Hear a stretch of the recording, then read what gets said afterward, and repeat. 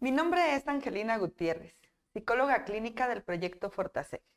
En esta ocasión daré el curso 4 de capacitación para las mujeres constructoras de paz con el tema de herramientas de negociación, comunicación y solución de conflicto.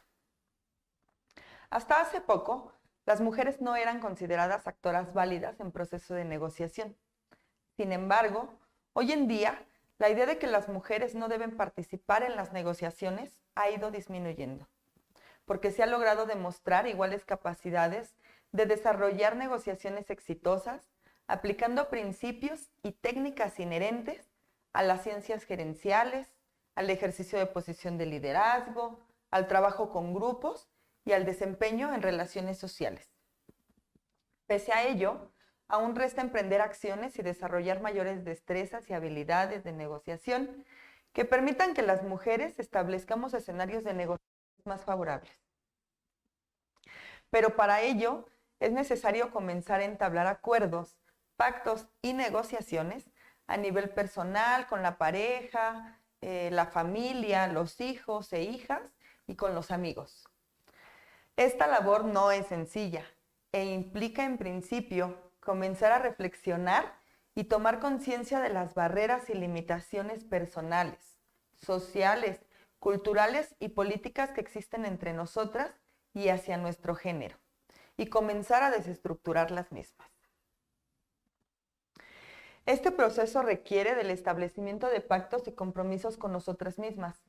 Requiere pensar en el tipo de negociaciones que actualmente yo establezco hacia con los otros, ya sea en lo personal, en lo laboral, en lo social, y también las debilidades que aún tengo en este tema, lo que puedo negociar y lo que realmente es innegociable para mí. A partir de ahí, establecer lo que deseo pactar. Entendamos entonces que la negociación es una realidad de la vida. Las personas negociamos todo el tiempo, aun cuando no caemos en cuenta de lo que estamos haciendo. Por ejemplo, cuando negociamos qué comer, cuando negociamos qué película ver, cuando negociamos qué tareas le corresponden a cada quien en la escuela, en el trabajo, en la casa. Así pues, la negociación podemos entenderlo como un medio básico para lograr lo que queremos de otros. Es una comunicación de doble vía. Es algo que tiene que ser entre las dos personas y no solamente imponer lo que yo estoy pidiendo. Es llegar a un acuerdo con el otro, compartir mis ideas, escucharlas del otro y entonces llegar a un acuerdo para un interés en común. Pero también cuando tenemos intereses opuestos, cuando tenemos ideas opuestas, pues podemos llegar a un acuerdo al final. Entonces el concepto correcto sería que la negociación es un proceso donde una o más personas interactúan y dialogan para alcanzar soluciones y acuerdos mutuos a favor de un beneficio. Todo esto va a ser con el objetivo de alcanzar una meta. Es una acción que está presente en todos los aspectos de la vida y en todos los seres humanos. En todos los contextos en los que nosotros nos desarrollemos, siempre vamos a tener que usar la negociación. El éxito de estas, pues depende no solo de lo que se dice, sino también cómo se dice, ni de los argumentos que se utilizan y en la forma en que quienes participan en esta comunicación o en esta interacción de información se hacen entender. Necesitamos ser empáticos con el otro y necesitamos generar empatía del otro hacia con nosotros para que puedan entender lo que estamos pidiendo o lo que estamos deseando para que ese objetivo sea alcanzado. Ahora, ¿cómo puedo mejorar ese proceso de negociación? Porque además no es como un proceso que yo ya tenga más bien es un concepto aprendido, no es algo innato que yo ya tenga, sino que lo voy aprendiendo con el paso del tiempo. Entonces, ¿cómo puedo ir mejorando este proceso? Primero, mi conducta. ¿Cómo pido las cosas? ¿Cómo exijo las cosas? ¿Cómo asiento sobre la mesa mis necesidades? Mi actitud, mi comportamiento, sin poder exigir, Para mejorar el proceso de negociación, existen como algunas herramientas que podemos ir utilizando. Pero una de ellas, y la más importante, es el manejo de emociones. Las emociones son reacciones que vamos experimentando las personas que en algún momento son muy difíciles de controlar. Un ejemplo, cuando nos enojamos y lloramos, pues no sabemos controlar esa emoción. Y en algún momento cuando estamos haciendo un tipo de negociación, pues todos somos personas y por ende llevamos emociones encima de nosotros y van influyendo en las decisiones y en la forma de comunicación. Entonces, durante una negociación, las emociones pueden favorecer o al contrario, imposibilitar el llegar a un acuerdo. Un negociador exitoso, en cualquier contexto, debe aprender a reconocer y comprender no solo sus emociones, sino también las de la otra persona. Si probablemente yo me doy cuenta que con mis exigencias y el cómo estoy tratando de negociar esa situación está transgrediendo una línea hacia con la otra persona, pues también puedo modificar esa parte de cómo me estoy comunicando hacia con el otro o cómo estoy pidiendo las cosas. Además, pues nosotros tenemos que tener un autocontrol para evitar reaccionar ante el posible estallido o ser impulsivos emocionales. Evitar que a lo mejor esta impulsibilidad pudiera pues hacerme llevar al fracaso esa negociación de cualquier situación que yo esté viviendo o que esté buscando. También es necesario que utilicemos gestos. Esta comunicación no verbal también es como muy importante en estas herramientas de comunicación y de solución de conflictos. Contribuyen a mejorar el impacto emocional y pues nos llevan a un mejor resultado. El manejar las emociones durante un proceso de negociación significa que vamos reconociendo en qué momentos pueden ser los más propicios para dar una idea, para tomar un caso en específico, para resolver un conflicto, para poder exteriorizar esas emociones. Porque a lo mejor hablando de negociaciones se puede entender solamente como en un contexto laboral, pero no es así. También en temas personales, con los hijos, familiares, también ahí estamos negociando. Y lo más importante es que hablemos desde la primera persona y desde nuestras necesidades. Pero si yo me doy cuenta que la otra persona no está en una situación emocional favorable, pues sí sería como muy importante que yo pudiera esperar a que hubiera un momento propicio para yo poder exteriorizar también mis ideas y mis necesidades. Ya que si no, pues esto nos puede alejar un poco del objetivo que queremos alcanzar y al contrario podría ser un conflicto todavía más grande. ¿Cómo puedo llegar a tener estos buenos resultados o llegar a un objetivo? Pues con una comunicación efectiva. En el proceso de negociación, esta comunicación efectiva pues juega un rol como muy específico y muy elemental. Si yo tengo una buena comunicación, puedo llegar tanto al éxito o me puede llevar al fracaso si es que no la tengo. Este es un proceso donde entra en juego un diálogo. Tiene como propósito pues que sea claro y obviamente tener unas reglas establecidas. La comunicación no solamente hace referencia a lo que se habla de forma verbal, sino también a la comunicación no verbal. Aquellos mensajes que se transmiten con gestos, con posturas, con alguna expresión facial y hasta con el contacto visual. Además, para que un proceso de negociación pueda desarrollarse de forma eficaz, deben cuidarse algunos aspectos que también son muy importantes. Uno, tener una escucha activa. Si yo no presto atención a lo que la otra persona está tratando de decirme o está tratando de hacerme entender que siente, que necesita, que desea, pues no vamos a llegar a ningún acuerdo.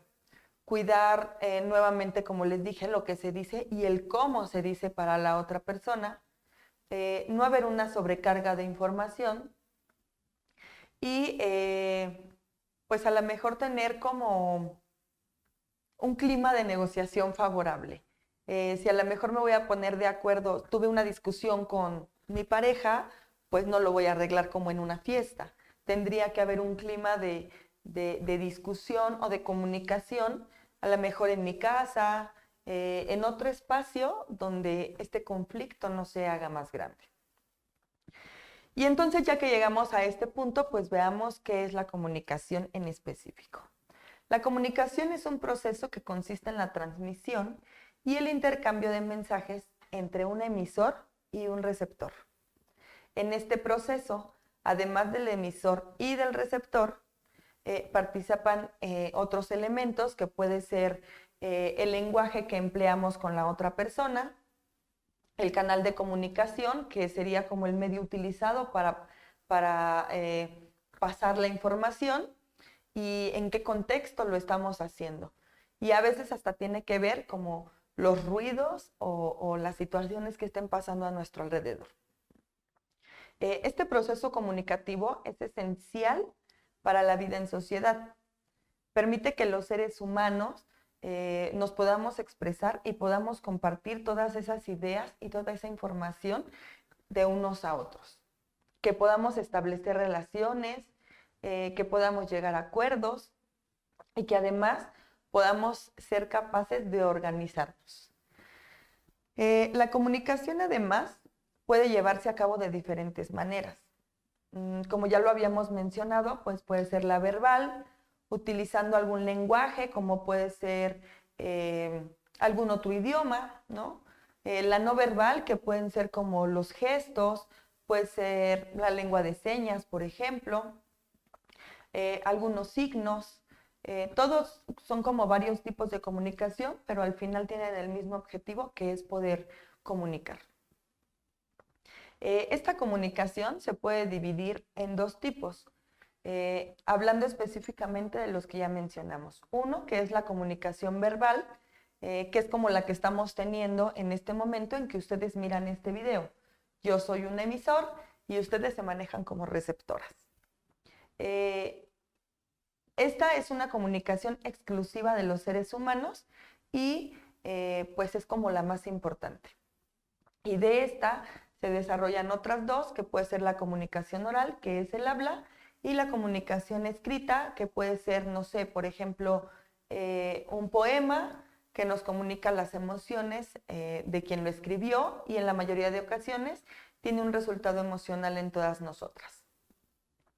Y la comunicación no verbal, que también es muy importante, que se expresa a través del lenguaje corporal, signos no lingüísticos o sonidos sin palabras. Por ejemplo, si le pedimos a nuestra amiga que nos acompañe al súper y dice, sí vamos, pero nos hace una cara de, sí vamos, pues nos está informando con su lenguaje no verbal que no está muy convencida de acompañarnos. Ahora, hay una comunicación muy importante que es la que nos puede servir en la solución de conflictos, que es la comunicación asertiva. Esta es donde el emisor logra expresar el mensaje de forma simple, de forma oportuna y de forma clara y concisa, considerando las necesidades del receptor o del interlocutor.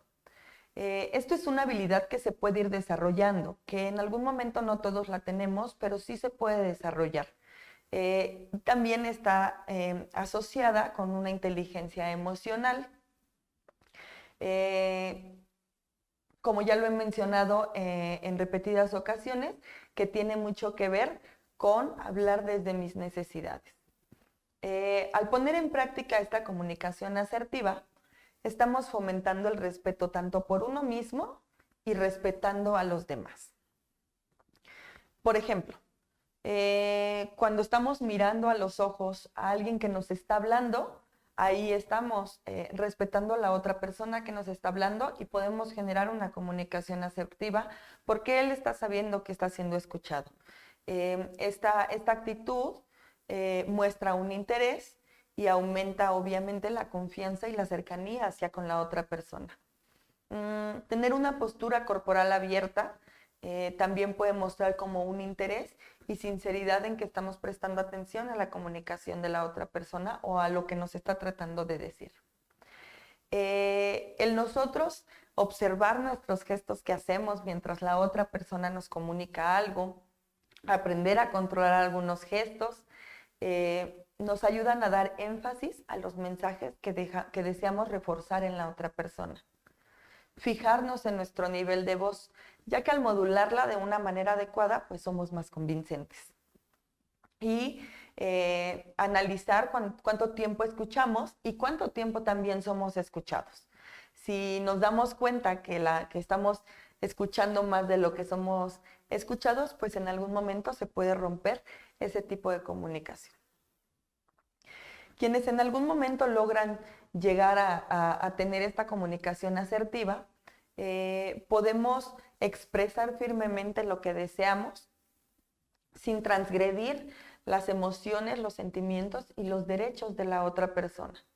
La meta de esta comunicación asertiva es lograr que comprendan plenamente mis necesidades y mis emociones al expresarlas. Ahora, ¿para qué nos sirve saber comunicarnos? Pues para poder seguir desarrollando estas habilidades que me permitan solucionar de forma pacífica los conflictos que se van presentando día a día. ¿Y qué es una solución de conflictos? Pues es una resolución, es un conjunto de técnicas y de habilidades que también podemos ir desarrollando para buscar mejores soluciones que sean no violentas, que sean más pacíficas a un conflicto, a un problema, a un malentendido que existe entre dos o más personas e incluso hasta un conflicto personal. ¿Qué tipos de conflictos podríamos como encontrarnos el día al día? Existen como varios tipos de conflictos. Como lo mencioné, pueden ser hacia otras personas o pueden ser personales. Por ejemplo, podríamos tener un conflicto que ni siquiera estamos enterados que lo tenemos. A esto le podemos llamar un conflicto latente. Un ejemplo podría ser en nuestra propia imagen. Tal vez a mí me gusta mucho lo que yo veo al espejo todos los días, pero si en algún momento llego a una reunión y alguien hace un comentario sobre mi cabello, sobre mi cuerpo, puedo actuar con ira porque yo no sabía o no estaba enterada que tenía ese conflicto hasta que otra persona me lo menciona. Y puede haber algunos que son explícitos o que yo siempre, que estoy como consciente de que existen. Podemos encontrar también algunos conflictos que pueden ser interpersonales, que estos son con todas las personas y que pues se puede solucionar con esta comunicación asertiva, exponiendo cada uno lo que desea, exponiendo cada uno sus necesidades, sus ideas de cómo lo podrían resolver y llegando a un acuerdo o a un objetivo. Y uno muy importante es un conflicto intrapersonal, que ese es alguno que surge en el interior de una persona, o sea, con nosotras mismas. Y estos pueden estar relacionados con los valores o con los constructos que en algún momento han sido implantados en nosotras. Tal vez, por ejemplo, siempre dijeron que debíamos de aguantar porque en el matrimonio siempre iban a existir problemas y que era algo normal. Pero si yo no deseo eso y tomo la decisión a la mejor de separarme, pues va a generar un conflicto en mí entre los valores o los constructos que mi familia me implantó, entre lo que yo deseo y lo que mi paz mental necesita. Ahora, ¿cómo puedo solucionar esos conflictos que se van generando? Pues primero es como tener bien consciente y aterrizado el problema por el que estoy pasando. Si es un problema laboral, si es un problema personal, si es un problema de familia, pero debo saber específicamente cuál es el problema. Voy a buscar el origen y las causas del mismo. intentando responder a lo mejor algunas preguntas que me pueden ayudar a encontrar estas respuestas. Sería, ¿qué está ocurriendo y de dónde viene o a partir de cuándo está ocurriendo esto? Segundo, pues sería analizar esas causas, tener presente el porqué del conflicto, que a lo mejor puede existir solo una o varias causas que detonaron ese problema y pues irlas analizando una por una si es que son varias. Después de que ya soy consciente de que tengo algunas, si tengo 2 o 3 situaciones que yo sé que me están llevando a este conflicto, pues podría definir como un objetivo específico para ir resolviendo cada uno. ¿Cómo quiero solucionarlo? O realmente, ¿qué es lo que quiero solucionar de ese conflicto? Debemos de generar algunas alternativas distintas a lo que a lo mejor nosotros vemos en un inicio, porque recordemos que no todas las personas lo van a ver de igual manera. Entonces necesito tener varias alternativas para la resolución de todos los conflictos. Pensar qué se puede hacer desde un punto de vista positivo. Aunque en el momento en que tenemos una situación difícil, a veces es complicado ver algo positivo, pues podemos tratar de ver las soluciones mejores que pueden existir. Una vez que tengo claro, ¿no?, de qué manera puedo solucionar, pues lo empiezo a llevar a la práctica, eligiendo la manera más adecuada o a lo mejor la que se me hace más fácil. Ya que lo hice, puedo evaluar los resultados que estoy teniendo y entonces darme cuenta si está funcionando o no. Si no funciona esa alternativa para solucionar ese conflicto, entonces puedo elegir otra de entre todas mis estrategias que yo pude estar buscando.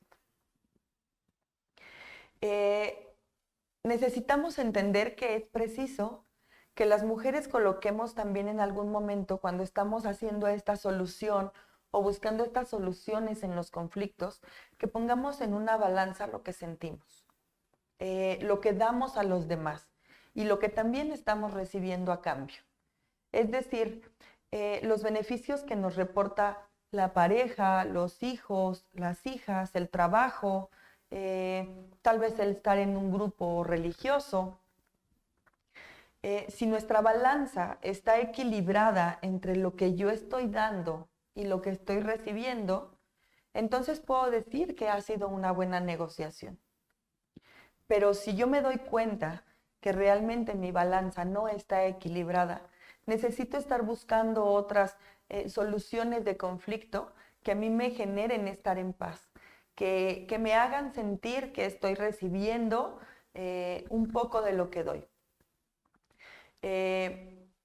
Debemos revisar qué aspectos no estamos pudiendo negociar, qué aspectos sí se pueden negociar y entonces de ahí buscar otro tipo de estrategias para poder encontrar pues relaciones y soluciones más equilibradas y más justas a estos conflictos que podemos encontrar el día al día.